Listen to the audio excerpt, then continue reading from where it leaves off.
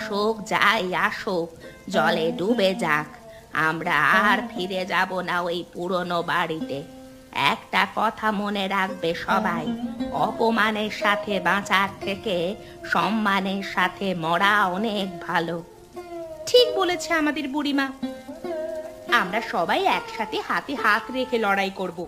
এই বৃষ্টির বিরুদ্ধে আমরা একজোট হয়ে মোকাবিলা করব। তবুও আমরা ফিরে যাব না আমাদের পুরনো ঘরে।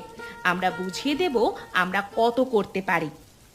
তাহলেই ওরা বুঝবে কত ধানে কত চাল।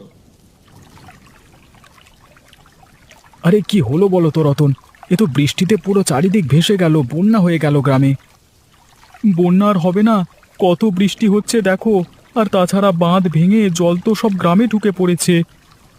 তবু ভালো, আমার আর তোমার ঘরগুলো মজবুত আছে, তাই কিছু হয়নি।